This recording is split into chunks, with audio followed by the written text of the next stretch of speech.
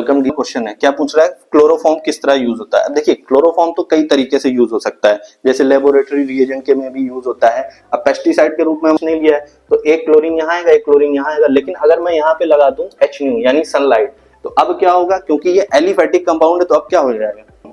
तो next question देखते हैं।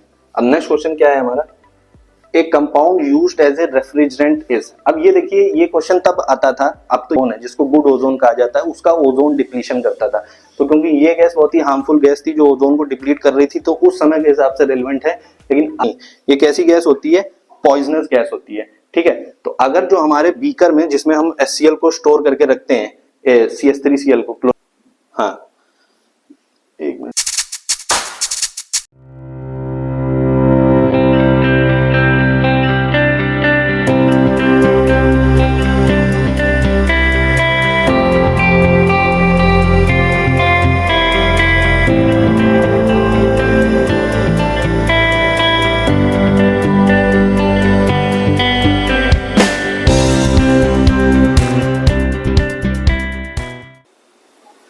Welcome dear friends, welcome to Shivaji group of institutions.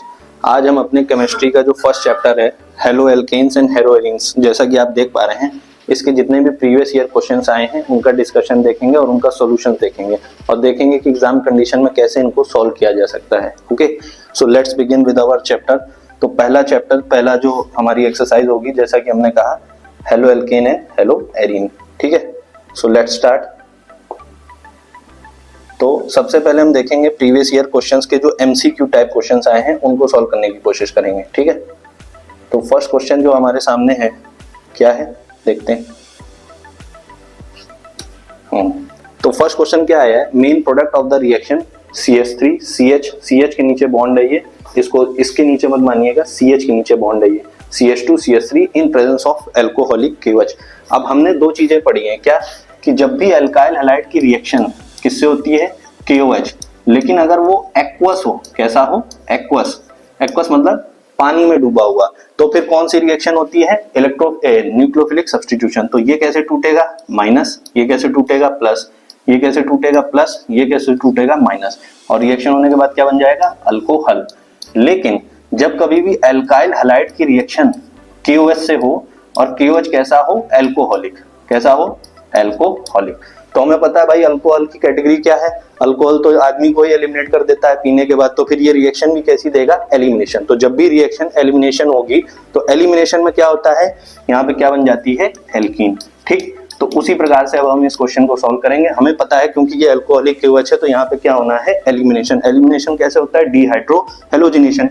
तो करके देख लेते हैं। अब क्वेश्चन में अगर हमारे पास CH3 CH Br CH2 CH3 है और यहाँ पे क्या होना है, डिहाइड्रो हेलोजिनेशन एलिमिनेशन के लिए, तो दो ऑप्शन है, या तो H अल्फा हाइड्रोजन यहाँ से निकले, एक तो ये ऑप्शन है, या फिर अल्फा हाइड्रोजन यहाँ से निकले। अब दोनों तरीके से निकाल के देख लेते हैं। तो फर्स्ट अटेम्प्ट में मान लेते हैं कि अल्फा हाइड्रोजन यहाँ से निकला। अगर अल्फा हाइड्रोजन यहाँ से निकला तो क्या बनेगा, CH2, यहाँ से Br निकला तो क्या बचा, डबल बॉन्ड CH, फिर CH2 और फिर CH3। एक तो ये प्रोडक्ट हमारा बन सकता है। ठीक, दूसरा प्रोडक्ट जो हमारा पॉसिबल है वो क्या है, इसको मैं यहां बना देता हूं। इस बार मान लेते हैं कि अल्फा हाइड्रोजन यहां से निकलेगा। ठीक है, तो अगर यहां से निकलेगा तो क्या बनेगा, CH3 CH double bond CH और CH3।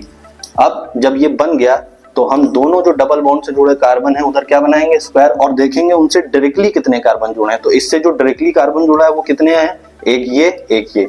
तो इससे डायरेक्टली कितने अल्फा कार्बन जुड़े हैं, दो। इससे डायरेक्टली कितने अल्फा कार्बन जुड़े हैं, सिर्फ एक।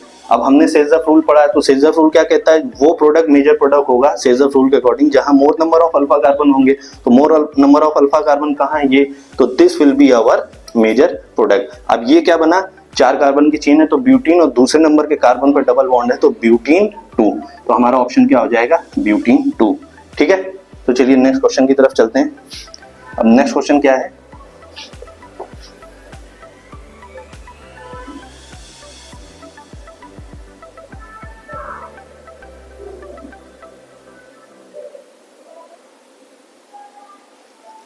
अब नेक्स्ट क्वेश्चन थोड़ा थ्योरेटिकल क्वेश्चन है। क्या पूछ रहा है, क्लोरोफॉर्म किस तरह यूज होता है। अब देखिए क्लोरोफॉर्म तो कई तरीके से यूज हो सकता है, जैसे लेबोरेटरी रिएजेंट के में भी यूज होता है। अब पेस्टिसाइड के रूप में हमारे सिलेबस में कौन सा डीडीटी यूज होता है। तो यहाँ पे पता होने वाली चीज है कि हमें पता ही होनी चाहिए कि क्लोरोफॉर्म मेनली किस तरह यूज होता है एज एन इंडस्ट्रियल सॉल्वेंट। तो ये क्वेश्चन अगर रिपीट हो जाता है एग्जाम में तो इस वजह से पीवाईक्यू जरूरी है कि ये अब टेक्निकल क्वेश्चन नहीं है, कोई नॉलेज बेस्ड नहीं है। हमें पता होना चाहिए कि अगर इस टाइप का क्वेश्चन आएगा, इस टाइप का क्वेश्चन आएगा तो हमारा क्या ऑप्शन बन जाने वाला है, इंडस्ट्रियल सॉल्वेंट। तो ताकि अगर ये क्वेश्चन एग्जाम में दोबारा से रिपीट हो तो हम इसका आंसर दे पाए, तो इसका आंसर क्या हो जाएगा, इंडस्ट्रियल सॉल्वेंट। तो इसीलिए पीवाईक्यू सॉल्व करना इंपॉर्टेंट होता है। ठीक है, नेक्स्ट क्वेश्चन पे चलते हैं। नेक्स्ट क्वेश्चन क्या कह रहा है, अब नेक्स्ट क्वेश्चन कह रहा है ये एरोमेटिक रिएक्शन है। ठीक है, अब ये वाला क्या कह रहा है कि in the reaction C6H6 plus Cl2 gives product, in this case product is। अब देखिए हमने 10th में और 11th में भी पढ़ा है कि जब भी एलिफैटिक कंपाउंड होगा, एलिफैटिक मतलब जैसे कि ये है CH3 CH3 और क्लोरीनेशन करना है सनलाइट की प्रेजेंस में। किसकी प्रेजेंस में, सनलाइट, HNu भी लिखते हैं। ठीक है, तो फिर रिएक्शन कैसी होती है, सब्स्टिट्यूशन होती है और वो भी फ्री रेडिकल मैकेनिज्म के साथ। तो सब्स्टिट्यूशन होगी तो यहाँ पे क्या आएगा, CH3 CH2 Cl, या फिर और बेटर एग्जांपल जैसे ये ले लेते हैं CH3 CH double bond CH2। अब अगर इधर मैं बोल दूं क्लोरीनेशन करो, सीधे Cl2 ऐड करो, तो अभी तो एडिशन होगा। ठीक है, क्योंकि कोई कैटलिस्ट नहीं लिया है, तो एक क्लोरीन यहाँ आएगा, एक क्लोरीन यहाँ आएगा। लेकिन अगर मैं यहाँ पे लगा दूं HNu यानी सनलाइट, तो अब क्या होगा, क्योंकि ये एलिफैटिक कंपाउंड है तो अब क्या हो जाएगा, सब्स्टिट्यूशन होगा। तो क्लोरीन कहाँ अटैक करेगा, यहाँ पे अटैक करेगा और क्या बना देगा, CH2Cl। ठीक, बात समझ में आ रही होगी आपको। लेकिन एरोमेटिक कंपाउंड में क्या होता है, एरोमेटिक कंपाउंड जब भी हम लेंगे और उसका क्लोरीनेशन करने की कोशिश करेंगे सनलाइट की प्रेजेंस में, तो क्या होता है, अब यहाँ पे हमारा होता है एडिशन रिएक्शन। तो जब एडिशन रिएक्शन, तो ये डिफरेंस हमें याद रखना होगा, एलिफैटिक कंपाउंड में दूसरी तरीके से रिएक्शन होती है और एरोमेटिक में दूसरी तरीके से। तो अब यहाँ पे क्या बन जाएगा, 6 के 6 कार्बन पे क्या आएगा, क्लोरीन। ठीक, अब क्योंकि 6 के 6 कार्बन पे क्लोरीन आ गया तो ये हमारा क्या है, एक तरीके से हेक्सासाइक्लेन, ये साइक्लिक हेक्सेन है ना, तो हेक्साक्लोरोसाइक्लोहेक्सेन क्या बन जाएगा, हेक्साक्लोरोसाइक्लोहेक्सेन। ठीक है, एनीवे तो कंपाउंड जो बना वो क्या है, 6 कार्बन 6 हाइड्रोजन और 6 क्लोरीन। तो कौन सा ऑप्शन हो जाएगा हमारा, C6H6Cl6। ठीक है, तो आई होप आपको समझ में आ रहा होगा। चलिए नेक्स्ट क्वेश्चन की तरफ चलते हैं।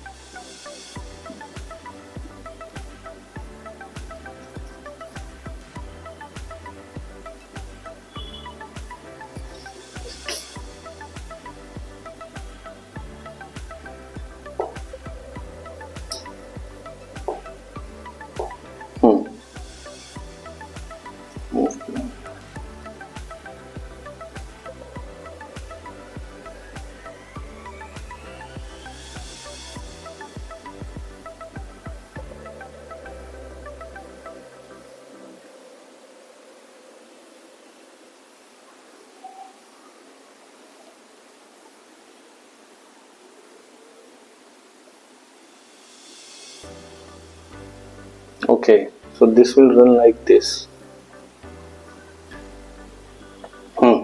तो नेक्स्ट क्वेश्चन देखते हैं। अब नेक्स्ट क्वेश्चन क्या है हमारा, a compound used as a refrigerant is. अब ये देखिए ये क्वेश्चन तब आता था, अब तो ये रेलेवेंट नहीं है, जब एनवायरमेंटल केमिस्ट्री हमारे सिलेबस का पार्ट था। तो ये गैस थी फ्रियॉन। तो ये किस लिए यूज होता था कि ये जो रेफ्रिजरेंट से कुछ गैसेस निकलती थी, ये स्ट्रेटोस्फेयर की जो ओजोन है, जिसको गुड ओजोन कहा जाता है, उसका ओजोन डिप्लीशन करता था। तो क्योंकि ये गैस बहुत ही हार्मफुल गैस थी जो ओजोन को डिप्लीट कर रही थी, तो उस समय के हिसाब से रेलेवेंट है। लेकिन आज के कंटेक्स्ट में ये क्वेश्चन अब हमसे नहीं पूछा जाएगा। ठीक है, तो इस क्वेश्चन को आप इग्नोर कर सकते हैं। नेक्स्ट क्वेश्चन पे आते हैं। क्या कह रहा है, chloroform is slowly oxidised by air in the presence of light to form. क्या होता है, अब देखिए ये हमने पढ़ा है, ये हमारा क्लोरोफॉर्म है। ठीक, अगर इसका ऑक्सीडेशन होगा इन प्रेजेंस ऑफ सनलाइट तो क्या बनता है, हमें पता है फॉस्जीन। ठीक, ये फॉस्जीन होती है। अब बड़ी बात ये है कि ये हमसे पूछा क्यों जा रहा है, बोर्ड इसमें इंटरेस्टेड क्यों है। बोर्ड हम इंटरेस्टेड इसलिए क्योंकि जो फॉस्जीन गैस है, ये जो बनी, ये कैसी गैस होती है, पॉइजनस गैस होती है। ठीक है। तो अगर जो हमारे बीकर में जिसमें हम HCl को स्टोर करके रखते हैं, CH3Cl को, क्लोरोफॉर्म को, उसमें अगर सनलाइट आएगी तो सनलाइट के आने की वजह से ऑक्सीडेशन हो जाता है, और ऑक्सीडेशन होगा तो ये चांसेस हैं कि फॉस्जीन गैस उसमें से एस्केप कर जाए। तो इसीलिए लैब में क्या करते हैं कि जो भी क्लोरोफॉर्म की बोतल होती है उसको बाहर से डार्क कलर कर देते हैं। तो डार्क कलर कर देते हैं तो सनलाइट की उससे रिएक्शन नहीं हो पाती, क्योंकि सनलाइट रिएक्शन नहीं होगी तो फॉस्जीन नहीं बनेगी और हार्मफुल गैस लैब में रिलीज नहीं होगी। तो वो ये चाहते हैं कि जब भी स्टूडेंट्स लैब में जाएं तो उन्हें इतना पता हो कि ये चीज हमें हार्म करेगी, तो ये हमें नहीं करना है, इसलिए फॉस्जीन गैस पढ़ाई जाती है, ये इसका रिलेवेंट है। ठीक है, तो आई होप आपको समझ में आ रहा होगा। चलिए नेक्स्ट क्वेश्चन की तरफ चलते हैं।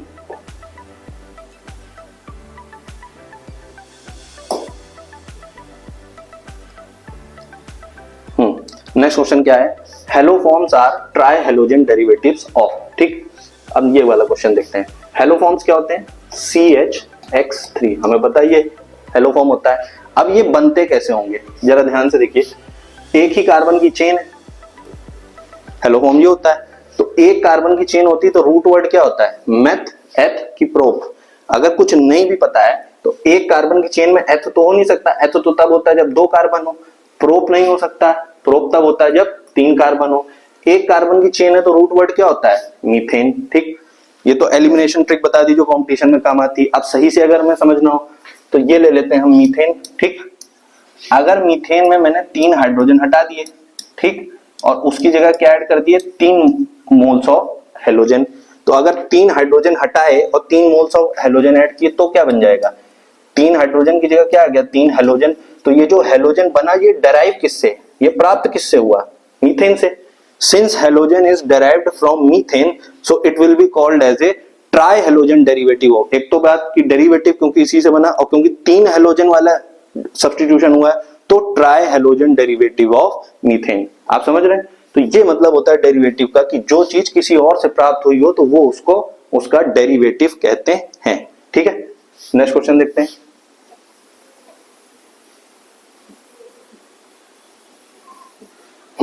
तो नेक्स्ट क्वेश्चन पे ध्यान देते हैं। नेक्स्ट क्वेश्चन पूछ रहा है कि क्लोरोपिक्रिन क्या है। अब क्लोरोपिक्रिन की इंपॉर्टेंस आप देखेंगे कि बार बार बोर्ड जो है किसी ना किसी फॉर्म में ये क्वेश्चन को रिपीट करता है, तो ये क्वेश्चन हमें पता ही होना चाहिए बिफोर हैंड।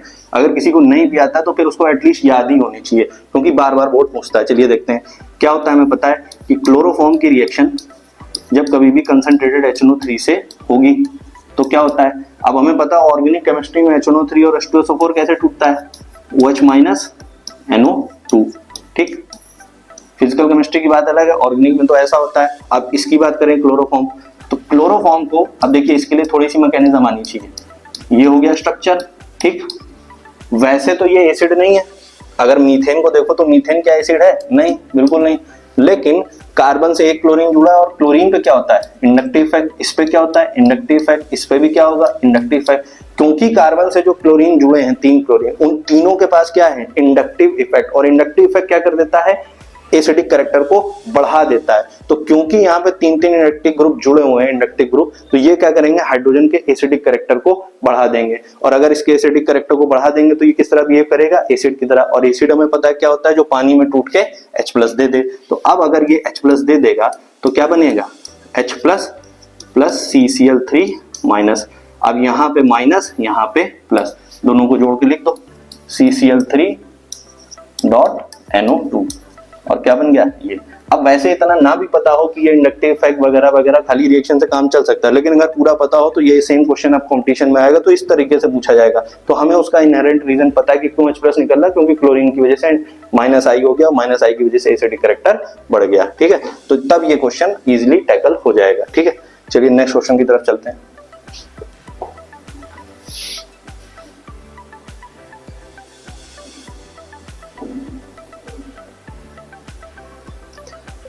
अब नेक्स्ट क्वेश्चन आप देख रहे होंगे, इसकी जस्ट रेप्लिका है या कार्बन कॉपी है। ठीक है, फिर से एक तरीके से वही चीज पूछ दी है। क्या पूछा है, when chloroform reacts with concentrated nitric acid what is formed of the following.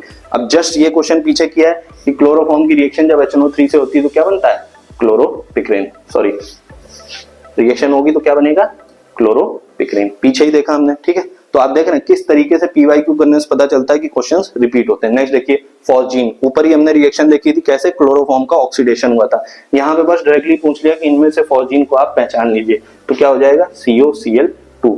पीछे ही देखा था। तो इससे हमें पता चलता है कि बोर्ड देखो इन्हीं चीजों पे टारगेट कर रहा है, यानी उसको बहुत ज्यादा इंटरेस्ट है किसमें, क्लोरोपिक्रीन में, बहुत ज्यादा इंटरेस्ट है किसमें, फॉस्जीन में। तो इनको तो करके जाना है, इनको किसी हाल में नहीं छोड़ना है। ठीक है, चलिए नेक्स्ट देखते हैं। तो ये हमने एमसीक्यू टाइप क्वेश्चंस तो देख ही लिए, ठीक है। अब very short answer type question देखते हैं। तो वेरी शॉर्ट आंसर टाइप में पहला क्वेश्चन देखते हैं, ठीक है। पहला क्वेश्चन क्या है, ये सारे क्वेश्चन 2023 में आए थे, ये सारे, ठीक है। तो सारे तो नहीं आए थे, कुछ एक आए थे, जो आए थे मैं वो डिस्कस कर दूंगा। तो जैसे पहला तो आया था, पहला क्या है, 2 क्लोरो 3 मिथाइल पेंटेन, तो ये वाला आया था। सबसे पहले हम ये वाला देखते हैं, तो ये वाला देखते हैं। अब ये क्वेश्चंस कैसे करते हैं, एक बार इसका तरीका आप सीख लीजिए, फिर इजी पड़ जाएगा। सबसे पहले हम जाते हैं रूट वर्ड पे। तो यहाँ पे रूट वर्ड क्या है, पेंट, क्योंकि रूट वर्ड यहाँ पेंट है तो हम क्या करेंगे, स्केलेटन ड्रॉ करेंगे 5 कार्बन की चेन, 1 2 3 4 5, ठीक है, 5 कार्बन। इसके बाद हम जाते हैं नेचर ऑफ चेन पे। नेचर कैसा है, एन इन या एन, तो यहाँ पे एन है तो मतलब कार्बन कार्बन में सिंगल बॉन्ड ही रहेगा, तो ये हो गया। तो यानी यहाँ तक का तो स्ट्रक्चर हमने ड्रॉ कर लिया, पेंटेन। अब सब्स्टिट्यूएंट पे जाते हैं। सब्स्टिट्यूएंट क्या कह रहा है, तो पहले तो नंबरिंग कर देते हैं, 1 2 3 4 5, ठीक। अब कह रहा है दूसरे नंबर के कार्बन से क्या जुड़ा है, एक क्लोरो ग्रुप, तो दूसरे नंबर के कार्बन से एक क्लोरो ग्रुप लगा देते हैं, ठीक है। फिर तीसरे नंबर के कार्बन से क्या जुड़ा है, मिथाइल, तो तीसरे नंबर के कार्बन से मिथाइल जोड़ देते हैं, हो गया, यहां तक डन। अब कुछ नहीं करना है, अब जितना भी सब कुछ बचा है उसमें क्या करेंगे, हाइड्रोजन से वैलेंसी सेटिस्फाई। और कार्बन हमें पता है कैसा होता है, टेट्रावेलेंट। टेट्रावेलेंट का मतलब है कि कार्बन के कुछ भी हो जाए हमेशा 4 बॉन्ड होके रहेंगे। तो चलिए यहां से शुरू करते हैं। ये कार्बन कितने बॉन्ड से जुड़ा है, 1। कितने से जुड़ा होना चाहिए था, 4, तो 4 से जुड़ा होना चाहिए, जुड़ा है 1 से। कितने की कमी, 3, तो 3 की कमी, तो 3 हाइड्रोजन लगा दो, ठीक, डन। ये कार्बन कितने बॉन्ड से जुड़ा है, 2। कितने से जुड़ा होना चाहिए, 4, कमी कितने की, 2, तो 2 हाइड्रोजन लगा दो, ठीक, डन। ये कार्बन 1 2 3 बॉन्ड से जुड़ा है, 4 से जुड़ा होना चाहिए, कमी कितने की, 1 की, तो 1 हाइड्रोजन लगा दो, ठीक।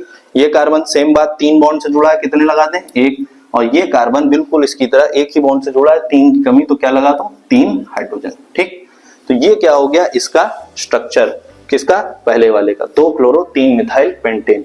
तो आई होप आपको ये वाला समझ में आ रहा होगा, ठीक है। और क्वेश्चंस लेते हैं इसके अलावा एक क्वेश्चन आया था 1 क्लोरो 4 इथाइल साइक्लोहेक्सेन, तो ये वाला देखते हैं।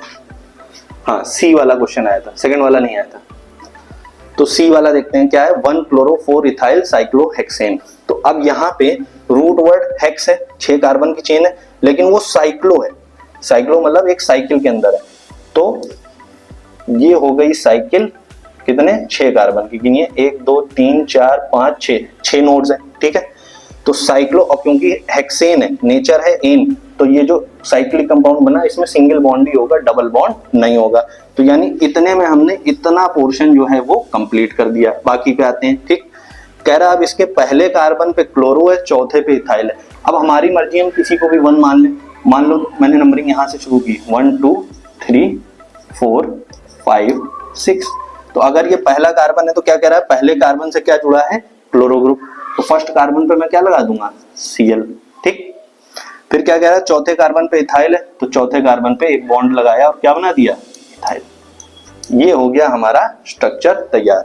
अब क्योंकि ये साइक्लिक स्ट्रक्चर है तो इसमें बाकी जगह पे हाइड्रोजन लगा के नहीं दिखाया जाता, मान के चला जाता है वो अंडरस्टूड है, जितने भी हाइड्रोजन की जगह है वो वैलेंसी सेटिस्फाई होगी ही।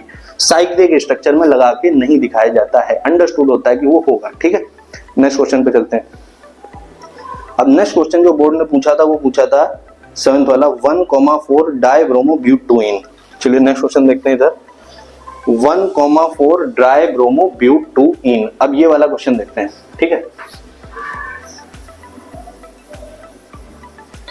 1,4 ये डाइब्रोमोब्यूटेन। अब फिर से वही बात, रूट वर्ड क्या है, ब्यूट। ब्यूट है तो कितने कार्बन की चेन, 1 2 3 4, ठीक। अब दूसरे नंबर का जो कार्बन है उस पर डबल बॉन्ड है, देखो 2 इन, नेचर कैसा, डबल बॉन्ड। तो पहला 1 2 3 4, और जो दूसरा कार्बन उससे क्या जुड़ा है, डबल बॉन्ड। कितना हो गया, तो हमने इतने पोर्शन को टैकल कर लिया, ब्यूटेन। अब बैकवर्ड चलो, पहले और चौथे दोनों कार्बन पे क्या जुड़ा है, डाइब्रोमो, दोनों पे एक एक ब्रोमीन।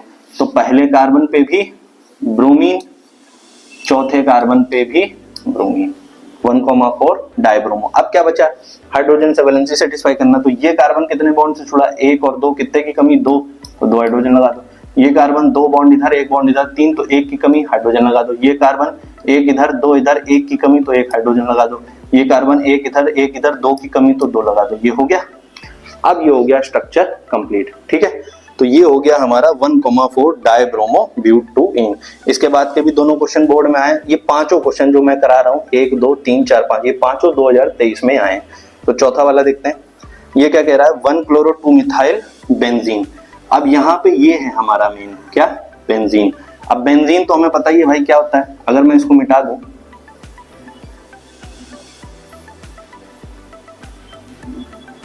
ठीक, तो बेंजीन तो हमें पता है, बस कुछ मत करो, इसमें सर्किल बना दो। तो ये क्या होता है हमारा बेंजीन। अब क्या कह रहा है, बेंजीन में जो पहला कार्बन है उस पर क्लोरो ग्रुप जुड़ा है, तो ठीक है, इसी को हमने पहला माना था और यहाँ पे क्या जोड़ दें, क्लोरो ग्रुप। फिर क्या कह रहा है, दूसरे नंबर के कार्बन से मिथाइल जुड़ा होना चाहिए, तो ये दूसरा नंबर का कार्बन है, यहाँ क्या लगा दो, मिथाइल, और ये हो गया कंप्लीट, ठीक। ठीक, तो यहाँ पे कुछ नहीं रहेगा, तो फिर से बना देता हूँ।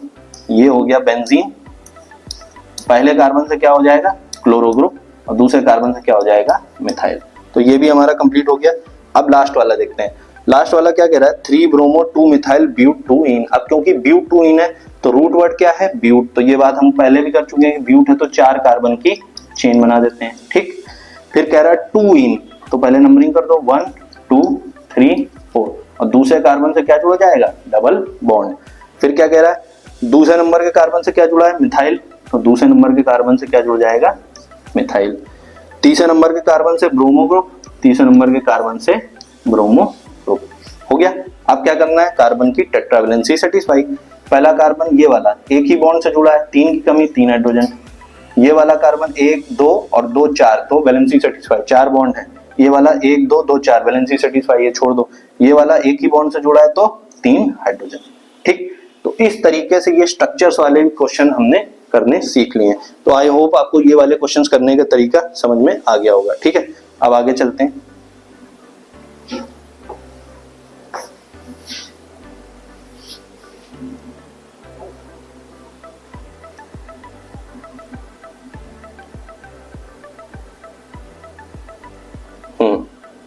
अब वेरी शॉर्ट आंसर टाइप का ये वाला। अब वेरी शॉर्ट आंसर टाइप का पहले ये समझ लीजिए मार्किंग क्या होती है, कि ये 2 मार्क्स का क्वेश्चन होता है, ठीक है। पहली बात तो ये।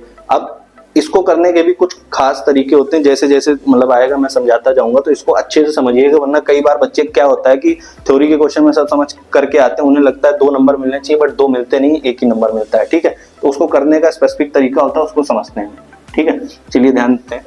पहला क्वेश्चन क्या कह रहा है, sodium and 2 moles of A compound A react in presence of dry ether.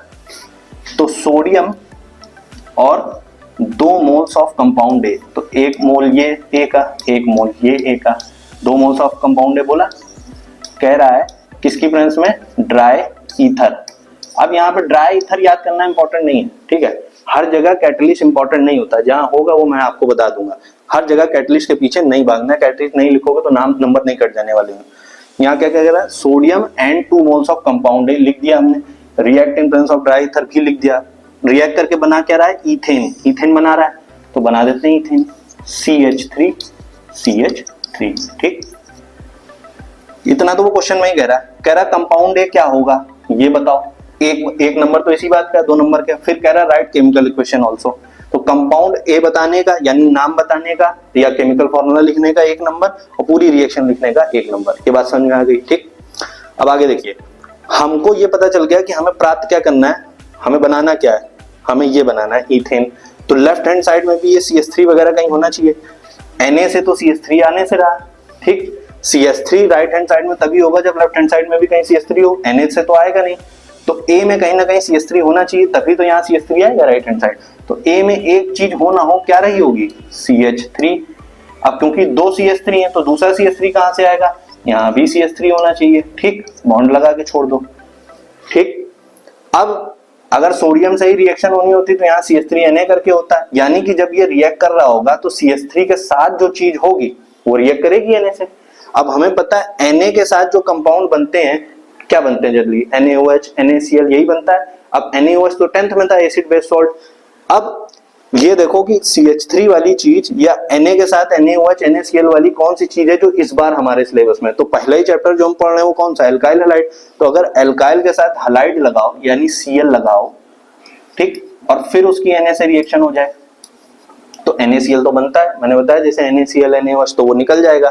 तो क्योंकि यहाँ एक Na एक ही Cl से रिएक्ट करेगा तो 2 Na ले लो, ये एक Cl 2 Cl 2 Na से रिएक्ट करेगा तो क्या बन जाएगा, 2 NaCl और एक CH3 और 2 CH3 आपस में मिलके क्या बना देगा, CH3 CH3। तो इस तरीके से क्या बन जाएगा, CH3 CH3। अब ये रिएक्शन करके आप, भाई कंपाउंड है पूछा था वो तो बन गया हमारा, कंपाउंड है क्या था हमारा, CH3Cl मिथाइल क्लोराइड। अब दूसरी बात ये है, रिएक्शन भी लिख दी, ये हमसे रिएक्शन कौन सी कराई, ये हमसे करा ली इनडायरेक्टली वोड्स रिएक्शन। क्या करा ली, वोड्स रिएक्शन। अब कहीं पूछा नहीं है, लेकिन आप जब अपना सॉल्यूशन लिख रहे हैं तो उसमें कहीं अगर आपने लिख दिया कि ये जो एग्जामिनर है उससे आपको इनडायरेक्टली वोड्स रिएक्शन पूछी और ये बात आपने मेंशन कर दी है, तो उससे एक अच्छा इंप्रेशन पड़ता है एग्जाम में कि इस बच्चे को सब आता है। तो फिर जहां पे कॉम्प्लिकेशन भी होगा, थ्योरी का भी क्वेश्चन होगा, डाउट भी होगा, तो वहां पे वो सोचेगा कि नहीं नहीं इस बच्चे को आता है, तो आपको through out the paper extra marks मिलेंगे। तो इन चीजों का ध्यान रखना है कि जहां हमें पता है कोई नेम रिएक्शन है और वो देख के नहीं पूछी, इनडायरेक्टली पूछी, तो हम उसका नाम मेंशन कर दे कि यहाँ पे किसकी बात हो रही है, वर्ड्स रिएक्शन की। ठीक है, चलिए नेक्स्ट क्वेश्चन की तरफ चलते हैं। नेक्स्ट क्वेश्चन पे चलते हैं।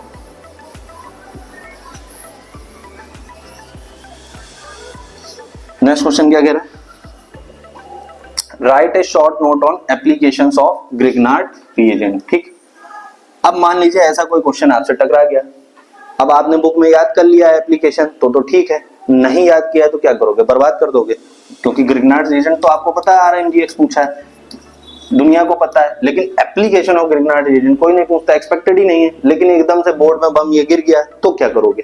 तो उसको टैकल करने का ये तरीका है कि हमारे सिलेबस में ग्रिग्नार्ड रिएजेंट की जितनी भी रिएक्शन है आप उसको याद कीजिए और देखिए कि वो कहां कहां यूज हो रही है।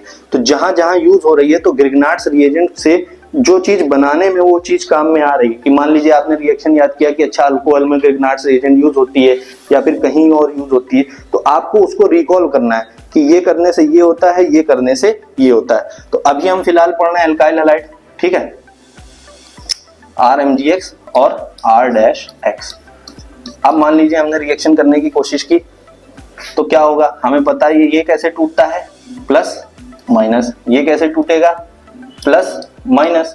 तो प्लस को सिंपली माइनस से जोड़ देंगे तो यहाँ R पे माइनस है, यहाँ R पे प्लस है, तो हमारे सामने क्या आ जाएगी, एक एल्केन। तो सबसे पहले अगर आपको कुछ नहीं पता तो आप क्या करोगे, आपके दिमाग में ये आएगा कि ग्रिग्नार्ड रिएजेंट की कितनी रिएक्शन मुझे पता है, तो उस रिएक्शन को याद करोगे, उस रिएक्शन को लिख दोगे और फिर जो कंपाउंड बना, इस केस में क्या बना, एक एल्केन। तो आप रिएक्शन लिखने के बाद नीचे स्टेटमेंट लिखोगे, Grignard reagent is used for production of, क्या चीज बनी, एल्केन।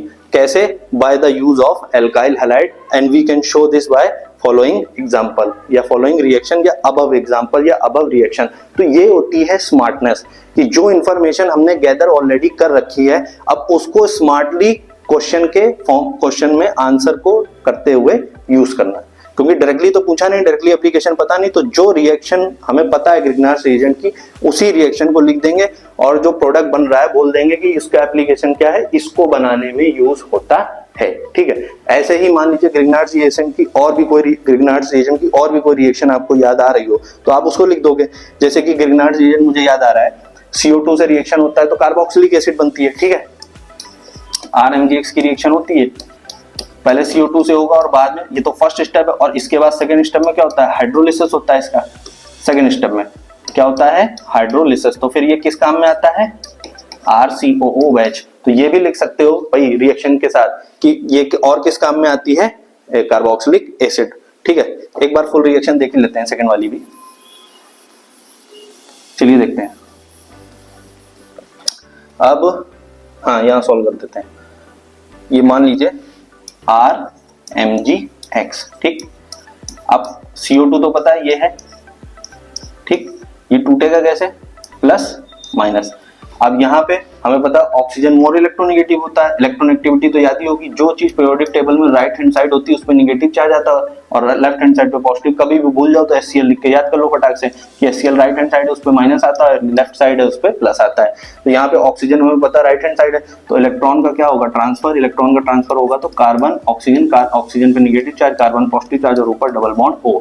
अब ये बॉन्ड तो ब्रेक हो गया है। अब जो पॉजिटिव वाला MgX है वो यहाँ आके अटैक करेगा, निगेटिव वाला यहाँ आके अटैक करेगा और क्या बन जाएगा, कार्बन डबल बॉन्ड O और ऑक्सीजन पे निगेटिव चार्ज है तो यहाँ MgX, और यहाँ पे क्योंकि पॉजिटिव चार्ज था तो क्या अटैक करेगा, R। हो गया। अब नेक्स्ट स्टेप में क्या बोला था मैंने, हाइड्रोलिसिस होगी। तो अगर हाइड्रोलिसिस होगी तो कैसे होगा, कार्बन ऑक्सीजन बॉन्ड ब्रेक होगा, कार्बन और ऑक्सीजन में इलेक्ट्रोनेगेटिविटी डिफरेंस होता है हमें पता है, तो ये इलेक्ट्रॉन का ट्रांसफर इस तरह होगा, कुछ इस तरह।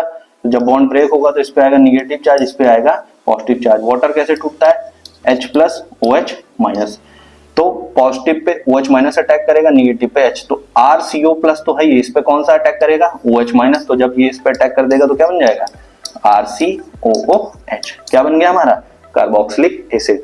तो ये क्या हो गई, दूसरी एप्लीकेशन ऑफ ग्रिग्नार्ड्स रिएजेंट। अब हमें नहीं पता था क्या है, लेकिन हमने स्मार्टली जो हमारी प्री एग्जिस्टिंग नॉलेज है उसको यूज कर लिया इस क्वेश्चन को आंसर करने में। ठीक है, तो इसी तरीके से बस हमें करना होता है कि जितना हमें पता है उसके बेसिस पे इस तरीके के क्वेश्चन जो अटपटे आ जाए उनको टैकल करें एग्जाम में। ठीक है, अब आप इतना कर देंगे तो आपके कंपेटिटर से देखिए ये भी नहीं हो पाएगा, तो आपको हमेशा ही ज्यादा नंबर मिलेंगे, क्योंकि भाई रिलेटिव मार्किंग होती है ना, वो ये भी तो देख रहा है कि बाकी बच्चों से तो कुछ नहीं हो रहा है इस क्वेश्चन में, तो इतना आप कर देंगे आप, you can be rest assured that you will get great rewards. ठीक, नेक्स्ट क्वेश्चन देखते हैं क्या कह रहा है, व्हाट हैपेंस व्हेन, क्या होगा जब ethyl chloride is heated with aqueous KOH. अब ये एक्वस वर्ड इंपॉर्टेंट है, शुरू में ही बताया था जब ये लेक्चर शुरू हुआ था।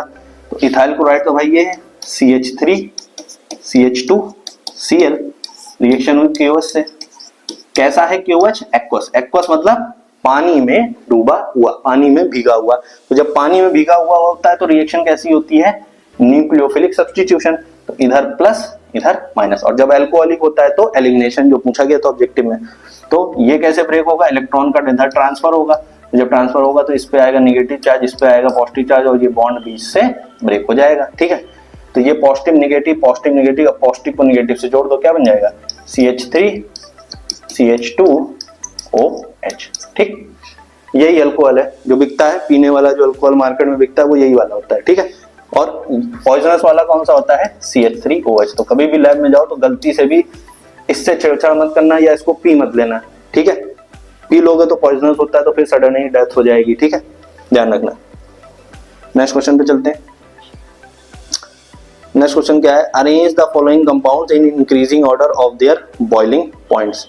अब बॉइलिंग पॉइंट्स वाला तो फिजिकल प्रॉपर्टी पे आता है तो इसको बाद में देखेंगे, पहले रिएक्शंस वाले क्वेश्चन देख लेते हैं। नेक्स्ट क्वेश्चन क्या कह रहा है, हाँ नेक्स्ट क्वेश्चन देखते हैं, right the chemical reaction of Frankland reaction. ठीक, अब फ्रैंकलैंड रिएक्शन वाला क्वेश्चन को भी एक बार टैकल कर लेते हैं और ये वाले को भी कर लेते हैं। अब बॉइलिंग पॉइंट वाला भी एक बार निपटा ही देते हैं। क्या लिखा है, ब्रोमोइथेन ब्रोमोफॉर्म, कुछ क्वेश्चन में डाउट लग रहा है मुझे, ब्रोमोइथेन क्लोरोमीथेन, इस क्वेश्चन में कुछ तो गड़बड़ है। ठीक है, इसको फिलहाल छोड़ देते हैं। क्लोरोमीथेन डाइब्रोमोमीथेन, तो फिर तो ऑर्डर बन नहीं पाएगा, इस क्वेश्चन में कुछ गड़बड़ है। ठीक है, ओके, क्या गड़बड़ हो गई,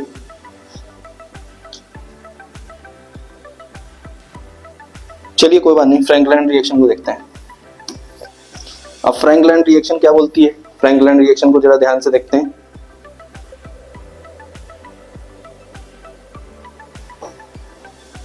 फ्रैंकलैंड रिएक्शन क्या होती है, दो मॉलिक्यूल ऑफ RX है। ठीक, इसमें रिएक्शन किससे होती है, जिंक मॉलिक्यूल से। अब जिंक हमें पता है बहुत अच्छा क्या होता है, रिड्यूसिंग एजेंट। तो ये रिड्यूसिंग एजेंट की तरह बिहेव कब करेगा, जब ये बिहेव करेगा, जिंक अभी 0 है, अगर ये रिड्यूसिंग एजेंट की तरह बिहेव करेगा तो ये खुद क्या होगा, ऑक्सीडाइज होगा। तो जिंक 0 से किस पे जाएगा, +2 पे, +2 पे जाएगा तो ये वाला X इसके साथ रिएक्शन पे आ जाएगा। ठीक, तो ये खुद ऑक्सीडाइज हुआ तो रिड्यूस करेगा, दूसरे को रिड्यूस करेगा, किसको, इसको करेगा। तो ये जो R वाली मॉलिक्यूल है ये आपस में कंबाइन करके क्या बना लेगा, R।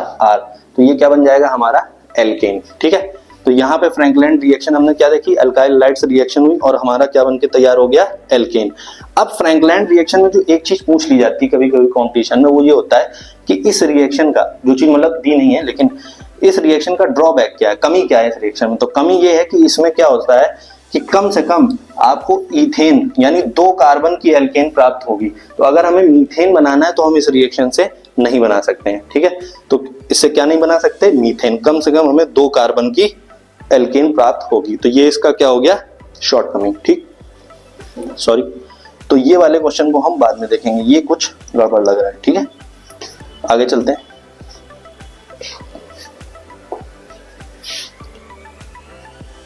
अब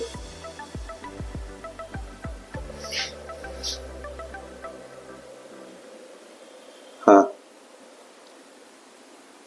नेक्स्ट क्वेश्चन देखते हैं क्या लिखा है। हाँ, एक मिनट थोड़ा और नीचे कर देते हैं। हाँ बस ठीक है, परफेक्ट।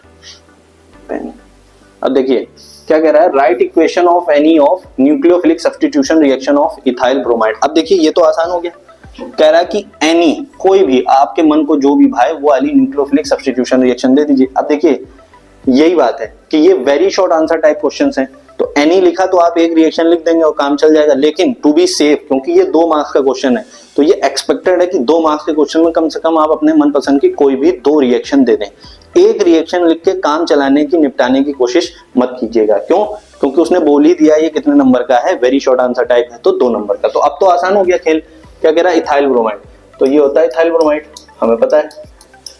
तो न्यूक्लियोफिलिक सब्स्टिट्यूशन सबसे बढ़िया कौन सी होती है, अभी थोड़ी देर पहले पढ़ी, KOH, कैसा, एक्वस। अगर एक्वस है, पानी में भीगा हुआ, तो हमने बताया ही था क्या बनता है, रिएक्शन होने के बाद प्लस माइनस रिएक्शन होंगे, क्या बन जाएगा, अल्कोहल, ठीक। तो ये तो पता ही है, एक ये लिख लो। और कौन सी होती है, CH3 CH2 Br, ठीक है। इसकी किससे करा दें, KCN से करा दें, K पे प्लस CN पे माइनस, माइनस प्लस क्या बन जाएगा, साइनाइड। जहर आपने सुना ही होगा, जहर खा के आत्महत्या कर ली, तो ठीक, तो वही वाला है पोटेशियम साइनाइड। तो इससे क्या हो गया, न्यूक्लियोफिलिक सब्स्टिट्यूशन रिएक्शन, ठीक, कोई दिक्कत।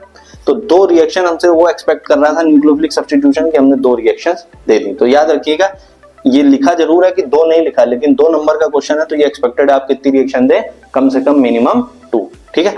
नेक्स्ट देखते हैं।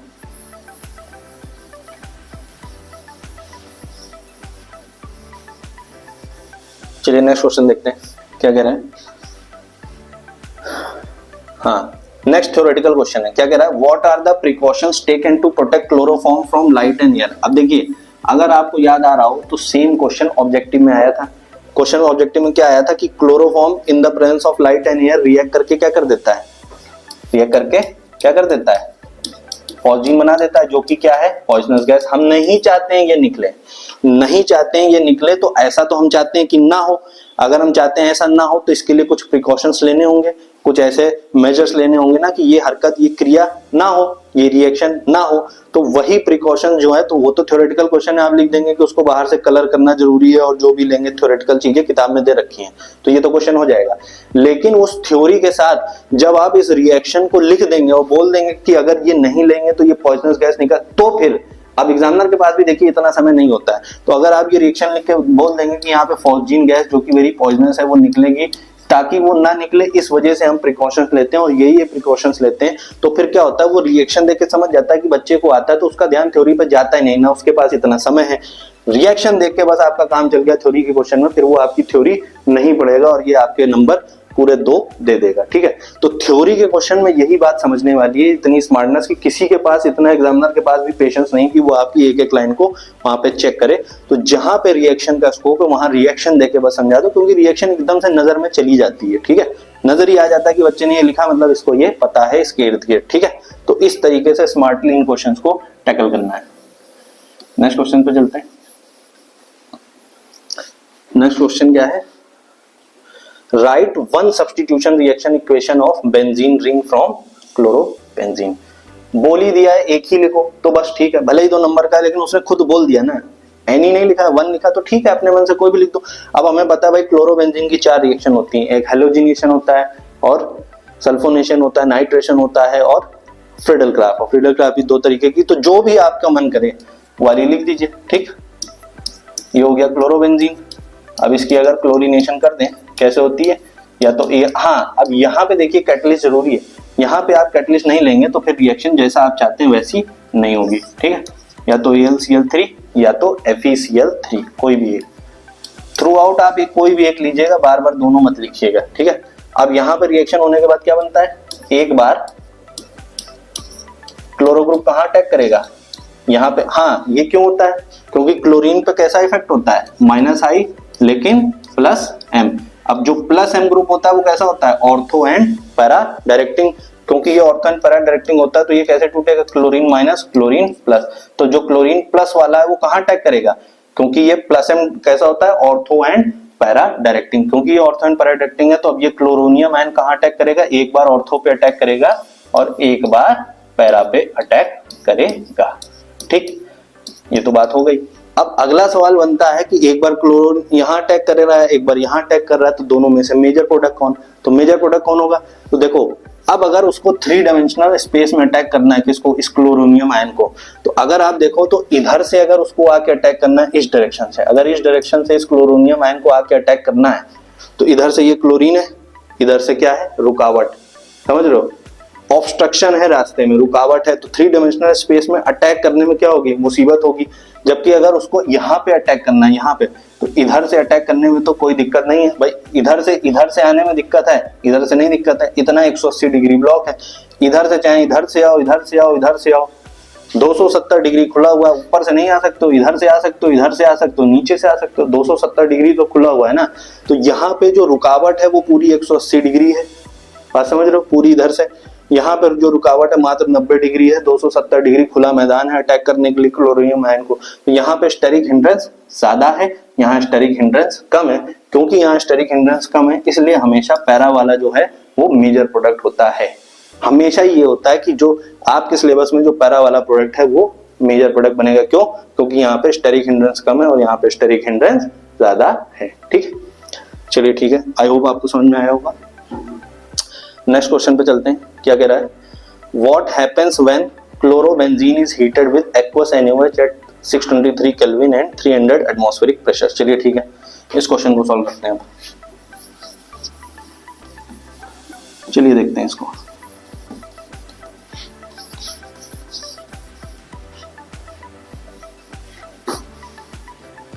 हाँ, क्या कह रहा है, व्हाट हैपेंस व्हेन क्लोरोबेंजीन, तो ये होगी हमारी क्लोरोबेंजीन। ठीक है, इसको हीट किया एक्वस NaOH के साथ, तो NaOH ले लेते हैं। अब इस क्वेश्चन को समझने के लिए देखिए सिंपल, मैं पहले ऐसे ही समझा देता हूं आपको। भाई क्लोरोबेंजीन को हम और क्या लिख सकते हैं, क्लोरोबेंजीन को लिख सकते हैं C6H5Cl। NaOH को क्या लिख सकते हैं, NaOH। टूटेगा कैसे, जैसे अल्काइल हैलाइड टूटता है, माइनस प्लस। कैसे टूटेगा, प्लस माइनस। अब प्लस माइनस को जोड़ तोड़ के लिख दो, प्लस माइनस को जोड़ तोड़ के लिखोगे तो क्या बनेगा, C6H5OH। ये क्या होता है, फिनॉल, फिनॉल बन गया। अब अगर क्लोरोबेंजीन से हमको फिनॉल तक जाना है, कहां तक, क्लोरोबेंजीन से फिनॉल तक, तो हमें पता है हमारे सिलेबस में कौन सी रिएक्शन का मेंशन है, डाउस प्रोसेस, जो कि प्रिपरेशन ऑफ फिनॉल में आती है। कौन सा, डाउस प्रोसेस। अब वही बात जो मैं बार बार दोहराता हूं, ये 2 नंबर का क्वेश्चन है। पहली चीज तो रिएक्शन पूछी तो रिएक्शन लिखी दो और रिएक्टेंट का नाम लिखो, क्लोरोबेंजीन या फिनॉल लिख दो, तो ये तो हो गया। लेकिन अगर आप रिएक्शन लिखने के साथ साथ आप ये बोल देते हैं कि एग्जामिनर को पता चल जाए कि आपने, इसको हाईलाइट कर देते हैं ऐसे ब्रैकेट में, कि आपने उसको दर्शा दिया कि भाई मुझे पता है कि यहाँ पे डाउस प्रोसेस की बात चल रही है, क्योंकि एक्वस NaOH और टेम्परेचर वो सब तो उसने खुद ही दे रखा है, तो बस उसको इतना इनफ इंडिकेशन मिल जाता है कि भाई इस बच्चे को आता है, फिर वो उसी माइंडसेट से आपकी कॉपी चेक करना शुरू कर देता है। तो जितनी भी नॉलेज है उसको दर्शा देना है क्वेश्चन में, छुपाना नहीं कि नहीं ये तो पूछा नहीं है, नहीं, यही मेन चीज है। बाकी की इंग्लिश तो वो पढ़ने भी नहीं बैठा है, इतनी चीज को आपको हाईलाइट करना एग्जाम के क्वेश्चन पेपर में, आंसर शीट में जरूरी है कि मुझे पता है कि ये क्वेश्चन कहां से बना है, डाउस प्रोसेस से बना है। ठीक है, आई होप आपको समझ में आ रहा है, क्योंकि प्रेजेंटेशन बहुत इंपॉर्टेंट है। यूपी बोर्ड में मैंने ऐसे बच्चे देखे हैं जो डिजर्व करते हैं 95 लेकिन 80 से ज्यादा नहीं आते क्योंकि उनको प्रेजेंटेशन पे ध्यान नहीं देते, ना राइटिंग पे देते हैं, और जिनको 90 आ नहीं सकते हैं लेकिन फिर भी प्रेजेंटेशन अच्छी होती है तो उनको +10 ही मिलते हैं उम्मीद से। क्यों? क्योंकि प्रेजेंटेशन। ठीक है, तो ध्यान दीजिएगा। चलिए नेक्स्ट क्वेश्चन पे ध्यान देते हैं।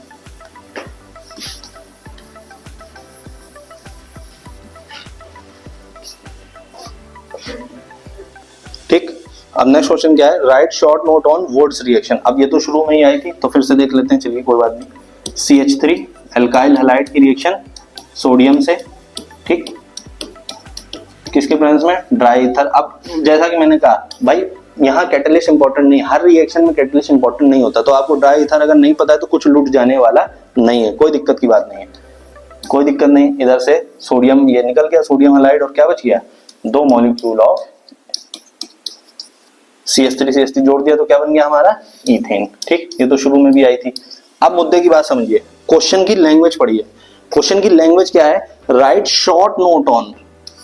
अब ये पढ़ के कई बच्चे क्या होते हैं, गुमराह हो जाते हैं। शॉर्ट नोट मतलब थ्योरी का क्वेश्चन है तो वो थ्योरी लिख देंगे कि वुड्स रिएक्शन ये होती है, उसमें 2 मॉलिक्यूल ये होता है, इससे रिएक्ट करता है और ये बन जाता है। 2 नंबर के क्वेश्चन में वो कह नहीं रहा है लेकिन ये एक्सपेक्टेड है कि आप एग्जाम्पल दें। एग्जाम्पल का मतलब क्या होता है कि जो बात कह रहे हो उसको प्रैक्टिकली लिख के बताओ, मतलब रिएक्शन के साथ अपनी थ्योरी को सपोर्ट करो। तो 2 नंबर का क्वेश्चन जब भी कुछ इस टाइप का बनेगा, जब भी 2 नंबर का क्वेश्चन इस टाइप का बनेगा तो उसमें जब आप रिएक्शन लिख दोगे तो फिर वो आपकी थ्योरी को नहीं पढ़ने वाला है और आपके नंबर जो है वो सिक्योर हो जाने वाले हैं। अगर ये नहीं लिखोगे तो 2 में कुछ भी करके आ जाओ, सब कुछ सही लिख दो, एक ही नंबर मिलने वाला है, काम खत्म। ठीक है, तो इस टाइप से ये थ्योरी के क्वेश्चन को डील करना है, रिएक्शन लिखनी जरूरी है। ठीक है, नेक्स्ट क्वेश्चन पे चलते हैं।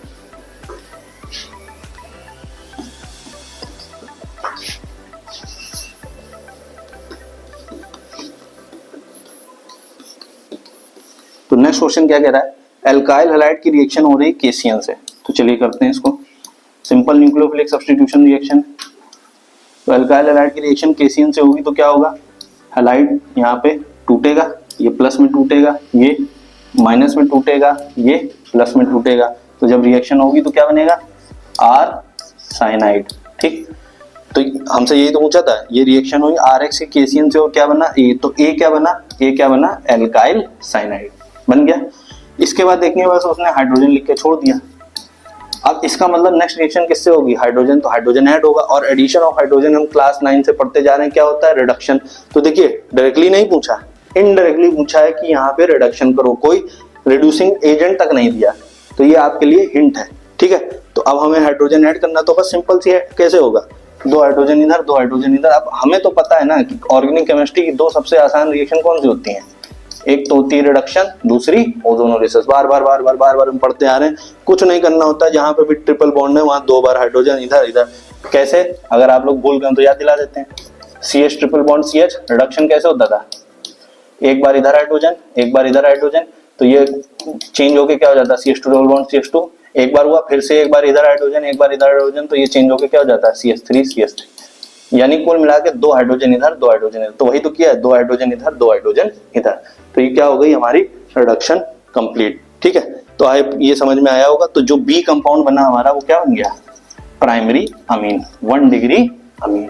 ठीक है, अच्छा पिछले साल तो क्वेश्चन ही आ गया था अमीन पे कि ऑब्जेक्टिव टाइप की, इनमें से कौन सी टर्शरी अमीन है, तो कैटेगराइजेशन भी इंपॉर्टेंट है। ठीक, अब यहाँ तक हो गया।